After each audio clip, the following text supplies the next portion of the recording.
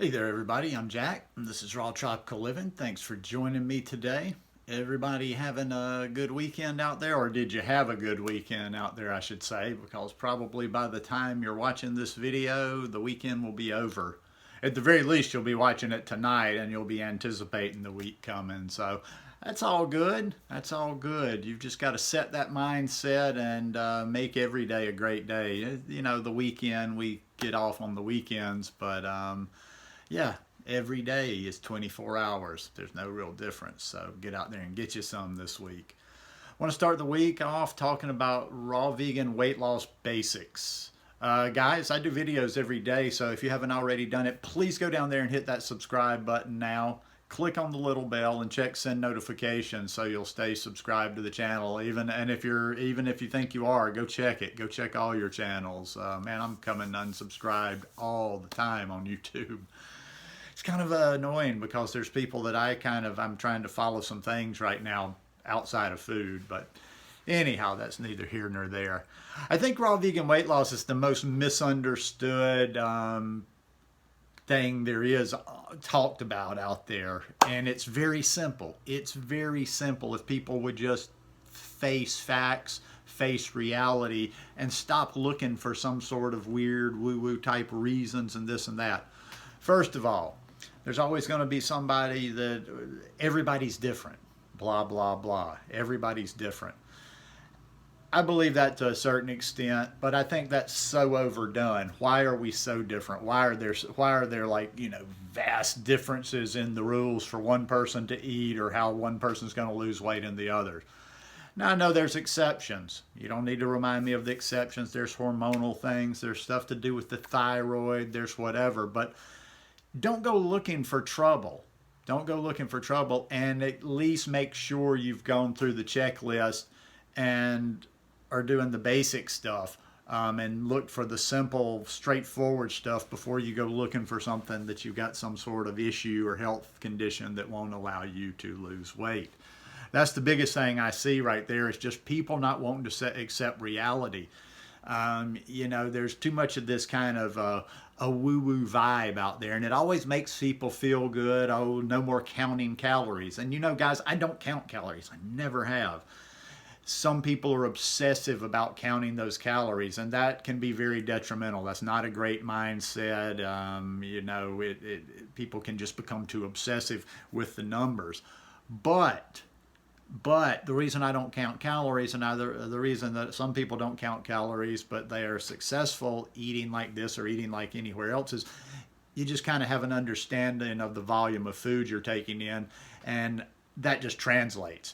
I mean, I know I can guesstimate roughly the calories I'm taking in. I know I can guesstimate how much food I need daily to maintain my weight. And like I say, it is pretty straightforward.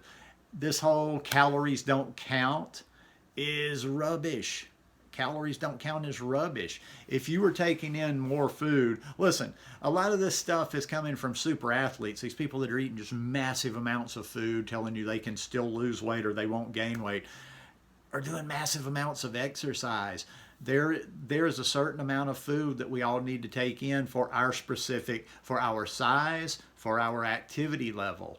Maybe some other things come in like our age, male, female, hormones, different things, but it's pretty much straightforward. Calories in, calories out. Now, when it comes to this raw food diet, and we're going to keep it talking about raw because I'm talking about raw vegan. I'll get into talking about some cooked elements, but although I don't condemn cooked food, here's the one thing I'll jump into on the cooked food right there. Now, if I did raw till 4, or if I ate cooked food almost every day or on a regular basis every day, I don't know. Maybe my brain would switch and I would relearn. But the only reason I'm bringing this up is for some reason with cooked, you can just eat massive amounts of food. You can consume massive calories. Like with potatoes, yeah, if I ate cooked every day, I could gain weight. But with the raw, the reason I'm saying that, with the raw, if we're eating a clean version, whole foods of the raw, you've just got to constantly be eating to not lose weight or to gain weight. You know, I've maintained, I'm about 6 years, a little over 6 years, 6 years, 3 or 4 months of being on this lifestyle. And my weight has just never, you know, I lost a lot of weight in the beginning. I got a little bit too skinny in the beginning, had to struggle to put it back on. And I've not gained a bit of weight over the past 6 years that I didn't intentionally focus on gaining. You know, I did focus last winter on putting a little bit more meat on my bones, and I may do that this year too, but I have to pay attention day after day. That's not just happening because, ooh, I kind of I'm not paying attention and I just all of a sudden start eating too much. It's because I'm focusing on it. And a lot of times, even then, I have to do, which I'll talk about as the next kind of culprit in there, is I have to add more fat in there. And that's where the demon lies, and that's where people just are going to reject it. They don't want to hear it because it's not a pleasant message. This whole thing out here, eat as much fat as you want to.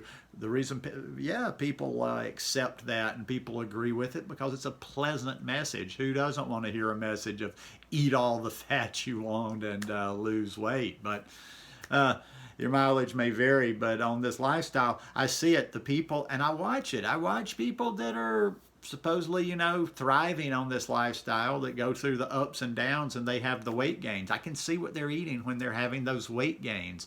I can see what people are doing that are constantly reporting, I just can't lose weight on this lifestyle. Why can't I lose weight on this lifestyle? And it's the fat. The fat is that culprit.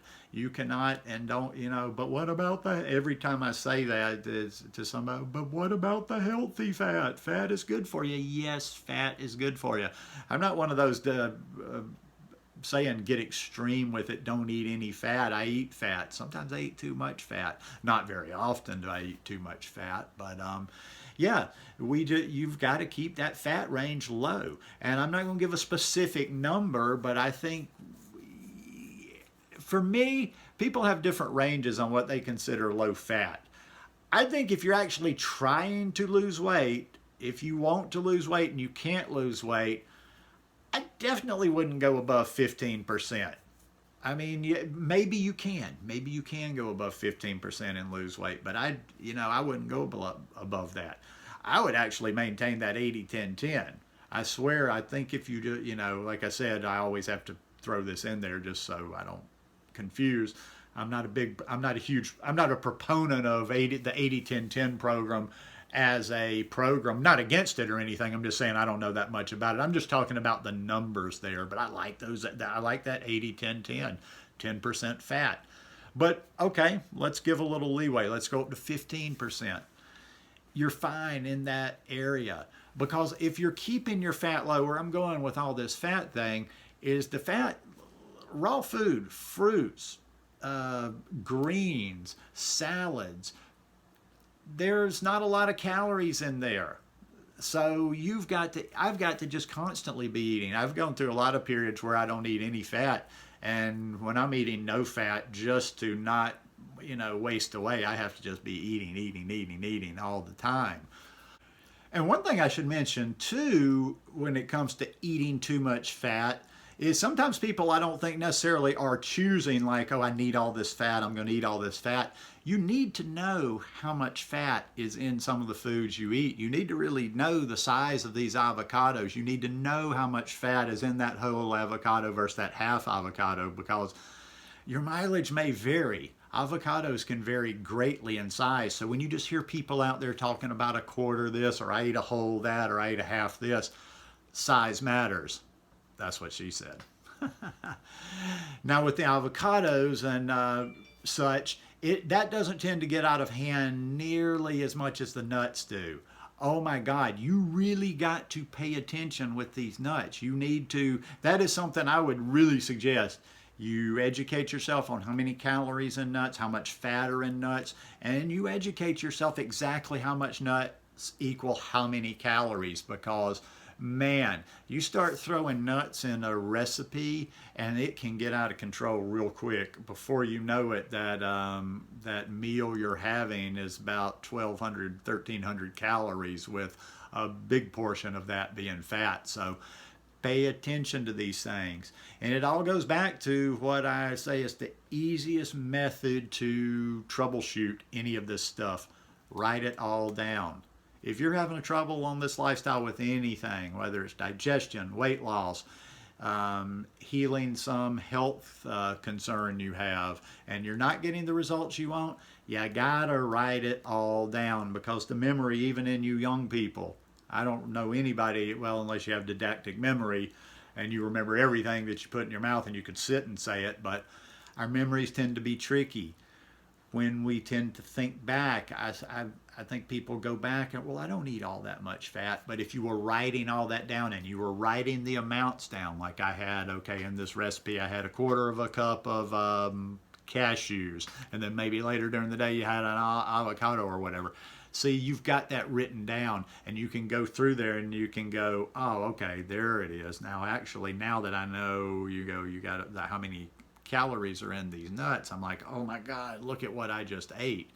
But, you've got to, and observe yourself objectively. Don't listen to what I'm telling you here. Like, I never want you to accept anything I'm saying. I want you to take anything I tell you, go out and apply it to yourself. If you really just observe yourself, listen, it's probably why I'm kind of on the verge of madness. I spend so much time by myself. I'm always thinking. I'm always observing what's going on in my body, what's going on in my surroundings. If you observe objectively, you will find this out. You will figure this out on your own, because it's basic. It's right in front of you. It's instinctual. Food goes in, food goes out. I'll finish off just by kind of putting it all in perspective for this whole kind of mentality of some people just they lose weight. It's hard for them to lose weight, and some people gain weight easily, and blah blah blah blah blah blah blah. I was a fat kid. My mother was overweight. So if you kind of went by this whole genetic thing, okay, I was overweight. I was big all throughout my life. I had a hard time losing weight when I wanted to lose weight. Not really a hard time losing weight, but it was about the old, okay, discipline, restrict, hold back, cut out this, don't have that I want. Go to the gym, get on the treadmill every day, just make sure I'm doing this, this, this, and this. Man, when I started eating like this, it was just like, holy crap. In fact, it kind of scared me at first because I couldn't keep the weight on, but it was just, like my body found its way of eating. So instead of just rambling, let me just finish what I said a few minutes ago. Just write it all down, because I think if you're real with yourself, you're objective, you write it all down, and you go back through there, you will find what's holding you back. And I'm going to say that 99% of the time, it's not going to be one of these, oh, well, I have my thyroid is not functioning properly, this isn't happening, this isn't happening. It's going to be right in that food journal. It's going to be right in what you're putting in your body every day. And a lot of times it's a real simple correction, and you might even have this aha moment of, was it this easy? Because there's little tips, and if it's the fat, which is the large culprit in dealing with this subject, there's ways to cut the fat. There's ways to do that isn't painful, that's not going to be like going tasteless or not enjoying your food. Just like today, I had, used to, I would have probably doubled down, especially on a Sunday. I had my red pepper and mango salad dressing. I wanted some fat in there. So I used tahini to put a little fat in that one and give it a nice creaminess. Now, I used to, when I would do it, because I don't do this all that often, I would put 2 tablespoons of tahini in there. But you know what I found? Is I can cut that fat in half, and there's really not, in other words, that second tablespoon doesn't give me that much more enjoyment to justify taking in that much more fat. So think about that. Little tricks. Reduce the percentage of fat you're taking. If you're eating too much, pay attention to what you're taking in. Eat clean, whole, plant-based foods, fruits and vegetables, and you really should see the weight come off if you need to lose the weight. So anyhow, just my 2 cents worth. Hope you guys enjoyed this one today. If you like it, please give me a thumbs up, and we'll see you tomorrow. Peace.